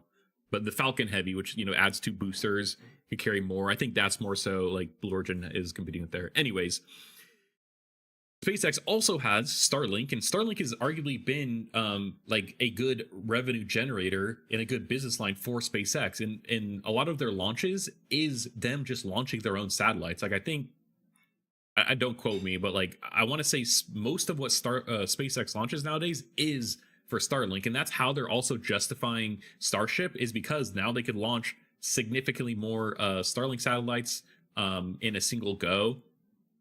And, you know, it's a good way to justify, you know, like internal business expenses, whatever. And then these satellite constellations for telecommunications, which is, you know, Starlink, is kind of becoming a thing. And I think they're gonna almost be like a GPS in a way, where, you know, you could get coverage of the entire Earth in places where, you know, a cell tower cannot reach. You could get internet, you could get, you know, coverage, and that's obviously great for military and governments and businesses that, you know, oil companies, mining companies, people that, you know, businesses that operate in remote areas. We've seen it be used in war zones like Ukraine. It's been kind of critical infrastructure. Even in the recent Iran protests, it was you know, there's no physical lines, you know, that you could cut to cut it off. It's you know, there's thousands of satellites that are orbiting that you need to destroy for you to fully get it off. And so, you know, when Iran cuts the internet off, you could just, you know, plop up a Starlink satellite that, you know, beams and connects to the satellites in the sky, and you just have internet just like that. And, you know, there's no state, you know, backed company that could control that. Decentralization, and that's actually, decentralizing things is a great way to get power back to the people. No single centralized control. Anyways, it's becoming a interesting, like, mission critical piece of technology for a lot of companies and governments. Amazon, and this is why I wanted to cover it. Amazon is, I think it's called Project Loom. Maybe they changed the name.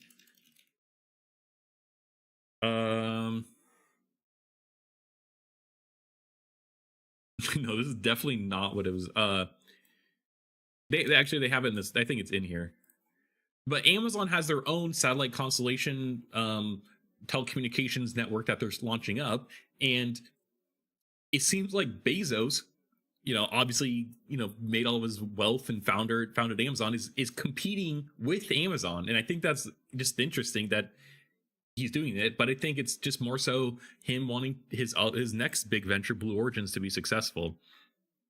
And I also am curious, like, what the politics are going to be like for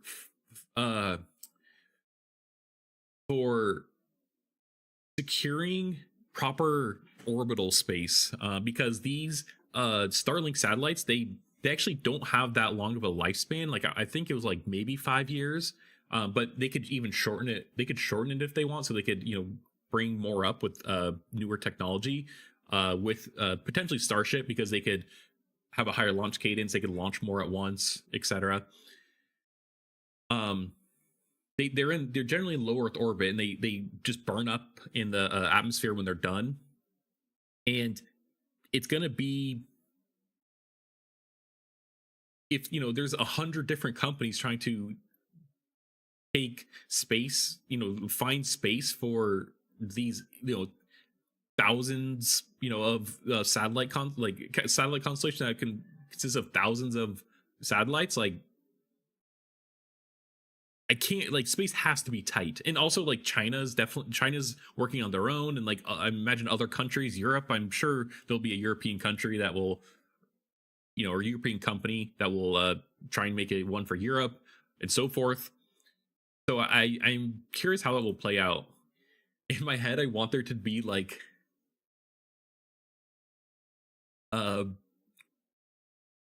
like I want there to be some like these corporations are like taking out each other's satellites to like find space, but that's probably not the best. Okay, so Jeff Bezos' venture Blue Origin announced Wednesday it plans to deploy 5,400 satellites into space for a communications network that will take on SpaceX and Amazon. The network, called TerraWave, basic ass name. Starlink is better name, I will say. But it makes Terra probably, like Earth or something, wave. Like, the name makes sense, I guess, but it just sounds basic. But also, like, I wouldn't expect anything less. Like, corporations, ironically, like megacorp, these large corporations' name are kind of like basic. So in a way, it actually fits. Is targeted for enterprise, data center, and government users. And and I think what we're missing here is consumers. There's no consumers here, and that's notably what SpaceX is kind of going for. Big consumer market, as well as all of these. An interesting data center, because there is, I am curious, and maybe I'll do some more research into this. Imagine this is Earth here. We got Earth, and like imagine we have one thing here, one thing down here. Like this is United States up here, and this is like the bottom of, this is like Seattle. This is Pacific Northwest here,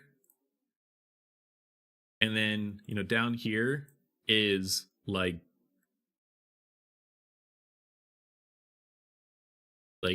South Africa.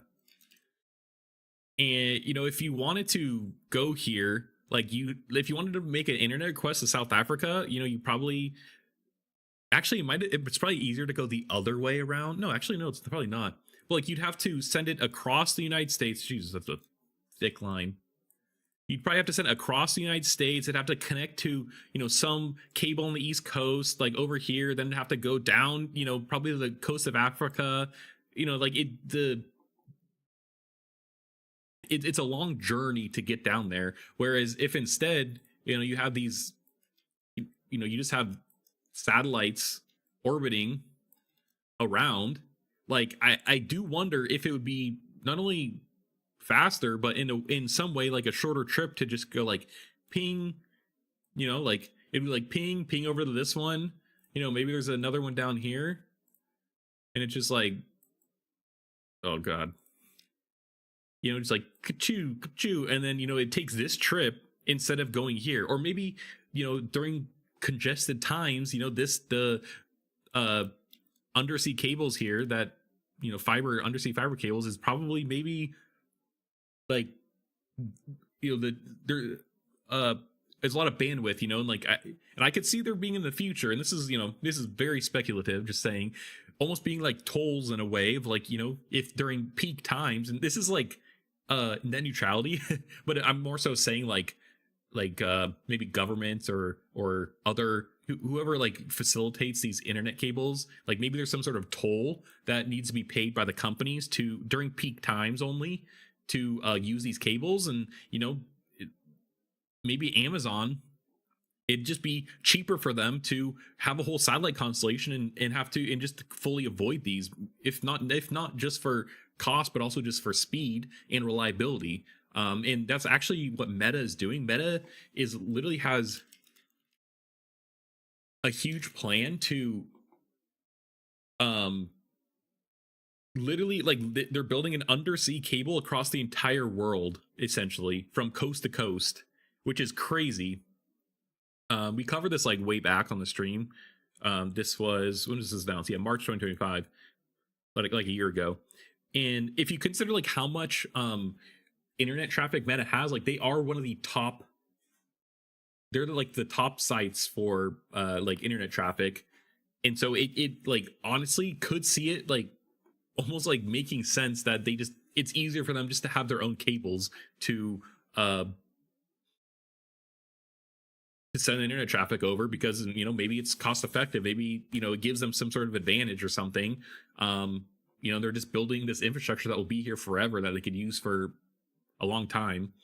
um so I like, you know, I could see there being some sort of case for it, but it's like why even like do that, because there are limits. You know, there's, you need very specialized equipment to lay this cable, and especially the long ones, and you know it takes a long time. It's a lot, it's like, you know, it's like building roads in a way. You know, like it's not like you could just like snap your fingers and build roads. Like it's, there's a lot of things to do, but it's like why even do that when you could just build these cheap satellites. Actually, Starlink is here in the Pacific Northwest. They build the satellites here. There's quite a few satellite manufacturers in the Pacific Northwest. Like it's just probably easier to build those instead of uh laying undersea cables or fighting for capacity and bandwidth with the undersea cables. And you could just skirt all of that and just go to satellites. And I think it could be faster because the satellites do use lasers to communicate, and light travel, and you know that is why it's fibers, because it's light. But arguably, I think I'm just speculating, like lasers I think do travel faster than like fiber optic type of lasers, because fiber optic is kind of like a laser in a way. It's just light traveling. But maybe I don't know, I'm not brushed up on physics here, so I could be wrong there. But yeah, anyway, so interesting that like just thinking about like what the benefits of it could be. And so it makes sense that Amazon would be doing that, because they're, you know, one of the largest cloud providers, huge data center customer. So and it makes sense why Blue Origin's TerraWave, the name of it, would be targeting data centers and enterprise and government users. So, but let's continue reading. Sorry. The company will provide data speeds of up to 6 terabits a second. That's very fast. Although I would like to, I'd want to understand what like Starlink, what speed Starlink provides, and also Amazon's provide, and what that compares to, excuse me, to undersea cables, fiber cables from satellites positioned in low Earth orbit. Yep. And medium Earth orbit. Okay, so they're a little more diversified. But again, I could see it going back to this, like let's say,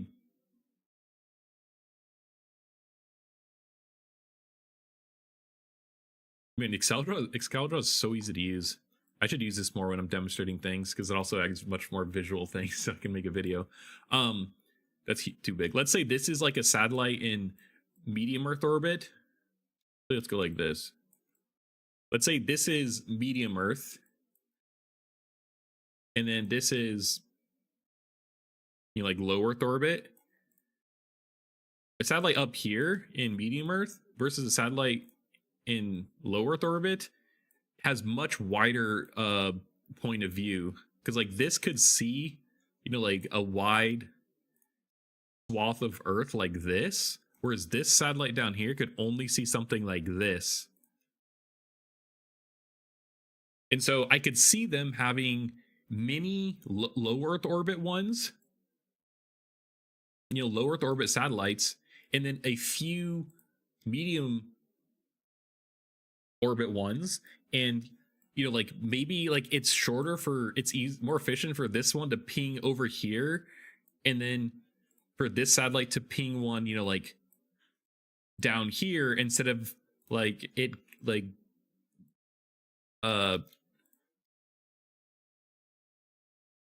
instead of it making a bunch of jumps like for like from here to there to there. You know what I mean? So I'm curious about the architecture of what they're doing. TerraWave, that is. And still, I'm just doing this off rip. I'm sure that there's more information out there, but we'll continue to follow this in future streams. Region of space that are between 100 miles and 21,000 miles from Earth's surface. Yeah, and With that, this is a very big gap, actually. So medium Earth is probably much higher than kind of the scale we are using there, but you get the idea. Blue Origin said it expects to be deploying its constellation in the fourth quarter of 2027. Oof, that's a long time, though. That's a long time. A lot of things could change by then. That's like you might as well say 2 years out. Bezos is entertaining an increasingly crowded satellite internet market. Yep, and that's what we talked about before. Dominated by Starlink, a service operated by Elon Musk's SpaceX. Starlink has more than 9,000 satellites in orbit, roughly 9 million customers. Yeah, and again, like I think Starlink definitely proved the demand, if nothing else. Amazon, which Bezos founded in 1994, is also ramping up its own offering in the past year. The service recently rebranded from Project Kuiper to Leo. Okay, I was way off. I think Project Loom is Google. Is that their wait, okay, this is actually interesting.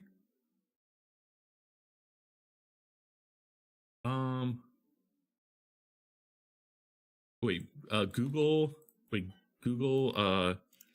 Balloon Project. Oh, Loon. Project Loon. And actually, Google was maybe ahead of their time here. Like honestly, the balloon tech is actually a legit thing, and I don't know if everyone remembers the balloon drama with China where like the balloon drifted and like we shot it down, which is just thinking back, that's so crazy. Honestly, that whole drama, like the whole incident was crazy. But like honestly, like this is Google's ahead of their time. This is a great way to as like a prototype for a Starlink type of constellation, but it was internet. They had balloons instead of high altitude balloons instead of going to satellite, and they would carry they would provide internet access to rural remote areas. So interesting comparison here. Maybe Google should have kept with that, but as with Google projects do, they kill them way too early. But yeah, so Amazon's Project Leo, it used to be Project Kuiper. The company has sent up 180 satellites since last April through a series of rocket launches handled by partnerships at United Launch Alliance. Split Boeing and Lockheed Martin and SpaceX. But United Launch Alliance is like their future is just with Artemis, or the launches Artemis program, which is actually launching in February. We'll definitely be covering that closely on the channel here. Several future deployments are expected to be handled by Blue Origin, which is interesting. So Blue Origin is actually a customer of Amazon, which makes sense, honestly, but interesting that they're now in a way competing with them and also providing their launch services, which is SpaceX is doing the same thing, but I don't think Amazon's gonna make their own launch service anytime soon. And I'm interested in how Rocket Lab, and I'm just trying to intertwine Rocket Lab in here because I invest in them, but Rocket Lab being a fully vertically integrated space company, meaning they make components, they build satellites, and they launch it for you, and they maintain it, and they do software, they do everything.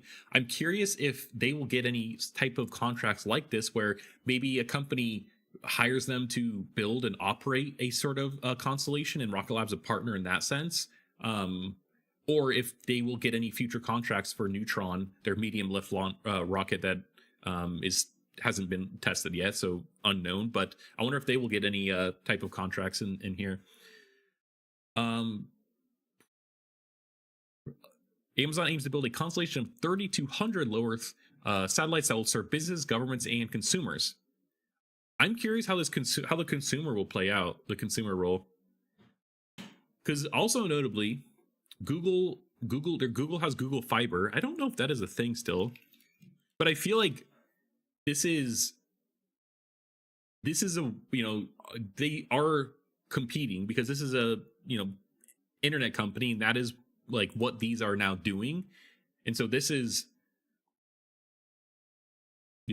this may be something of the past, I guess, like laying physical cable, which is so interesting. And think about it like an engineering problem, like it kind of makes sense in a way. Like it's like why even lay cables? We could just go to launch a satellite in space. And with how expensive it is to lay fiber optic and just cable in general, although I feel like actually, now I think about it, it's over the years they've kind of optimized it pretty well. You know, they don't even have to dig trenches. They could just cut a very thin line, or not even that. They could just bore it out and then just like snake it through. Granted, it is still like a big infrastructure project. It's not like easy, but it's interesting thinking that, you know, Starlink competes with AT&T, with Time Warner, or I'm so out of touch with all the big internet companies now, because and then you know, also this is competing with the T-Mobile like 5G modem internet and Verizon's 5G modem internet.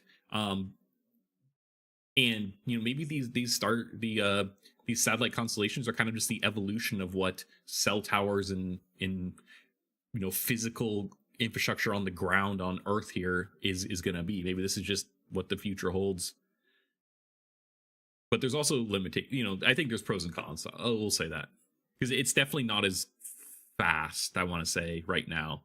Maybe not. I know earlier we were I was talking about like what the comparisons are, but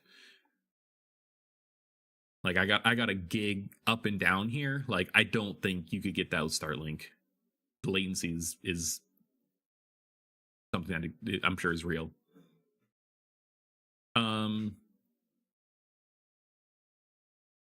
Yeah, Amazon builds a constellation 3200 service will serve businesses, governments, consumers. Last November, the company opened up an enterprise preview to select users ahead of a broader commercial launch. Bezos predicted in 2024 that Blue Origin would one day be a bigger company than Amazon. He founded Blue Origin in 2000, and Dave Limp, Amazon's former device boss, serves as the CEO. Amazon's former devices boss. Interesting. I feel like Amazon devices are they own like Ring and Fire. Actually, yeah, my parents have a Fire TV. I'm pretty sure, so they still exist. I think it's gonna be the bet. Oh yeah, and the Amazon Echo. Although I don't know, the Amazon Echo is in like the Siri category. It's like borderline worthless. Alexa. I think it's going to be the best business that I've ever been involved in, but it's going to take a while. Bezos said in 2024 preview at the New York Times' Dealbook Summit. Blue Origin is primarily a rocket launch company, flying tourists and research to the edge of space on short trips. Yeah, and also, who's making Amazon's Blue Origin satellite? Are they in-house manufacturing them, or are they like contracting it out? And I just wonder what the tech behind it is. Like, I wonder what the like how it will differ from Amazon's and how it will differ from Starlink's. Last January, the startup notched a major milestone when it successfully launched its towering New Glenn rocket for the first time, though it was unable to return the rocket's booster back for reuse. Yeah. So this is interesting. Interesting in the satellite internet constellation market. So we'll see. But we'll be following this closely if there's any more developments in general. This is going to be a big year for space, though, because assuming Rocket Lab's Neutron comes, that's a new entry into the medium lift market. Assuming that Artemis, the Artemis 2 mission, which will carry astronauts around the moon in the Orion capsule, which is their deep space capsule, like that's a big achievement.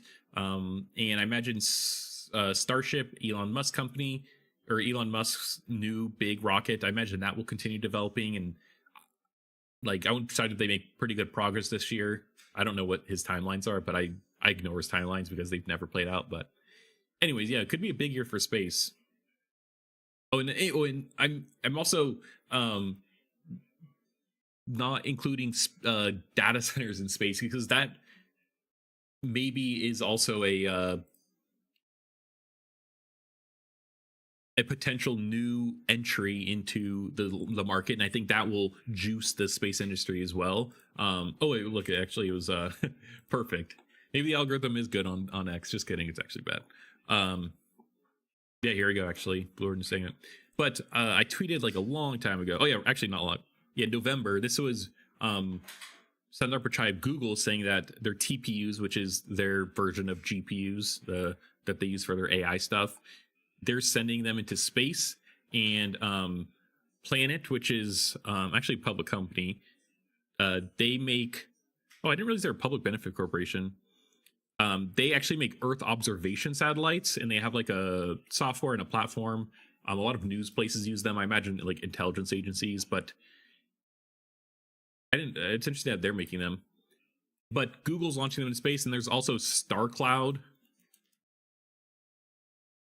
I think StarCloud is what they're called. Yeah, these guys. I haven't followed Twitter, but I'll follow them.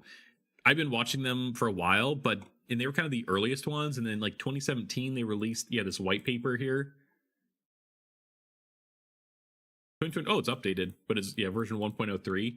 And there's a lot of skeptics, and I guess they do have them in space, and I've kind of been seeing them pop up more. This is the thing that like I remember seeing, and we definitely covered it on stream. They're an entry, so yeah, big year for space potentially. Big year for space. All right, that's gonna do it for the stream today. Hope everyone learned something. Thanks for tuning in. You could watch my Twitch title, or just for a scheduled stream, subscribe on YouTube. For my next stream, it'll be sometime next week. Probably next Friday. If not, it'd be Wednesday again. Tuesday, Thursday are too hard, and Monday's kind of booked for me. Mondays are booked for me. So yeah, next Wednesday or Friday. Maybe we'll do stream on both days, but at least one of those days. Thanks everyone tuning in. Subscribe on YouTube, follow on Twitch, follow me on Twitter. I don't really tweet, but you can still follow me there. And we'll see you on the next one. Bye.